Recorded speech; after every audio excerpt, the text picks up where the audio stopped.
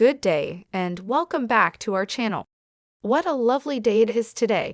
What are you looking for in this unpredictable life?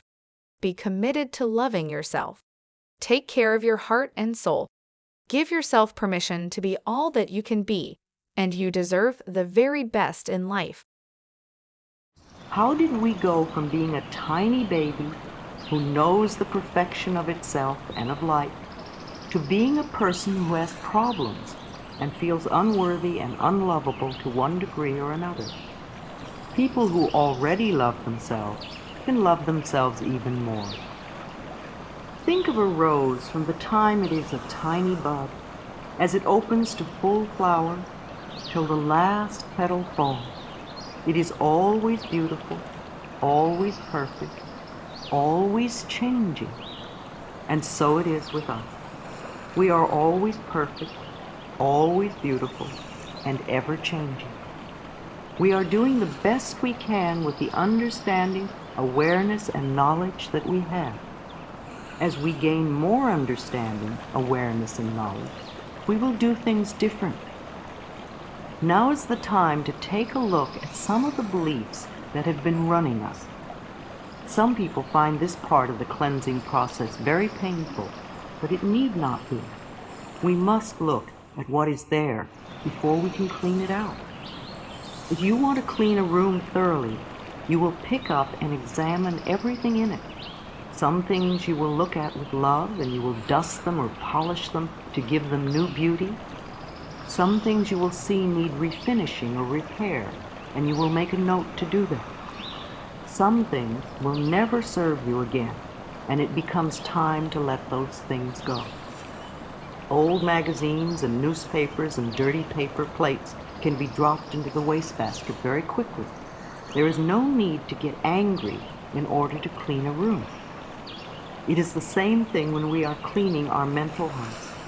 There is no need to get angry just because some of the beliefs in it are ready to be tossed out. Let them go as easily as you would scrape bits of food into the trash after a meal. Would you really dig into yesterday's garbage to make tonight's meal?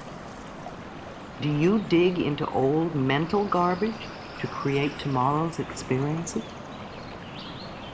If a thought or belief does not serve you, let it go. There is no written law that says that because you once believed something, that you have to continue to believe it forever. Look at some of these limited beliefs and where they came from.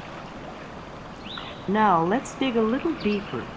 What other negative messages did you hear as a child? From relatives? From teachers? From friends? From authority figures? From your church? Write them all down. Take your time and be aware of what feelings are going on in your body. What you have are the thoughts that need to be removed from your consciousness. These are the very beliefs you have that are making you feel not good enough. Seeing yourself as a child. If we were to take a 3-year-old child and put it in the middle of the room, and you and I were to start yelling at the child, telling it how stupid it was, how it could never do anything right, how it should do this and shouldn't do that, and look at the mess it made, and maybe we hit it a few times, we will end up with a frightened little child who sits in the corner, or one who tears up the place. The child will go one of these two ways, but we will never know the potential of that child. If we take the same little child and tell it how much we love it, how much we care, that we love the way it looks, and love how bright and clever it is, that we love the way it does things, and that it's okay for it to make mistakes as it learns, and that we will always be there for it no matter what, then the potential that comes out of that child will blow your mind. Each one of us has a 3-year-old child within us, and we often spend most of our time yelling at that kid in ourselves. Then we wonder why our lives don't work. If you had a friend who was always criticizing you, would you want to be around that person? Perhaps you were treated this way as a child, and that is sad. However, that is a long time ago. And if you are now choosing to treat yourself in the same way, then it is sadder still. So now, here in front of us, we have a list of the negative messages we heard as a child. How does this list correspond with what you believe to be wrong with you? Are they almost the same? Probably yes. We base our life script on our early messages. We are all good little children and obediently accept what they tell us is true. It would be very easy just to blame our parents and be victims for the rest of our lives. But that wouldn't be very much fun, and it certainly wouldn't get us out of our stuck position. Blaming your family. Blame is one of the surest ways to stay in a problem. In blaming another, we give our power away. Understanding enables us to rise above the issue and take control of our future. The past cannot be changed. The future is shaped by our current thinking. It is imperative for our freedom to understand that our parents were doing the best they could with the understanding, awareness, and knowledge that they had. Whenever we blame someone else, we are not taking responsibility for ourselves. Those people who did all those terrible things to you were just as frightened as you are. They felt just the same helplessness as you. The only things they could possibly teach you are what they had been taught. How much do you know about your parents' childhood, especially before the age of 10? If it is still possible for you to find out, ask them. If you're able to find out about your parents' childhood, you will more easily understand why they did what they did. Understanding will bring you compassion. If you can't find out, try to imagine what it must have been like for them. What kind of childhood would create an adult like that? You need this knowledge for your own freedom. You can't free yourself until you free them. You can't forgive yourself until you forgive them. If you demand perfection from them, you will demand perfection from yourself, and you will be miserable all your life. Choosing our parents. I agree with the theory that we choose our parents. The lessons we learn seem perfectly matched to the weaknesses of the parents we have. I believe that we are all on an endless journey through eternity. We come to this planet to learn particular lessons that are necessary for our spiritual evolution. We choose our sex, our color, our country, and then we look around for the perfect set of parents who will mirror our pattern. Our visits to this planet are like going to school. If you want to become a beautician, you go to beauty school. If you want to become a mechanic, you go to mechanic school.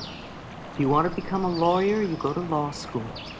The parents you pick this time around are the perfect couple who are experts in what you have chosen to learn.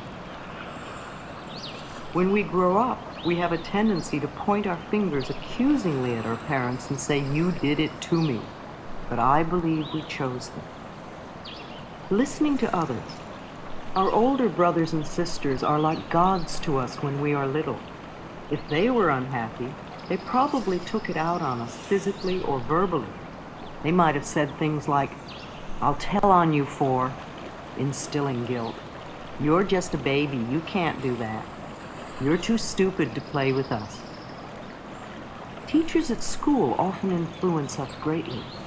In the 5th grade, a teacher told me emphatically that I was too tall to be a dancer. I believed her and put away my dancing ambitions till I was too old to make dancing a career. Did you understand that tests and grades were only to see how much knowledge you had at a given time? Or were you a child who allowed tests and grades to measure your self-worth? Our early friends share their own misinformation about life with us. The other kids at school can tease us and leave lasting hurts. When I was a child, my last name was Lundy, and the kids used to call me lunatic. Neighbors also have an influence, not only because of their remarks, but also because we're asked, what will the neighbors think? Think back to what other authority figures were influential in your childhood. And, of course, there are the strong and very persuasive statements made by advertisements in periodicals and on television. All too many products are sold by making us feel we are unworthy or wrong if we don't use them. We are all here to transcend our early limitations, whatever they were. We are here to recognize our own magnificence and divinity no matter what they told us. You have your negative beliefs to overcome, and I have my negative beliefs to overcome. I have noticed that the universe loves gratitude. The more grateful you are, the more goodies you get. When I say goodies, I don't mean only material things.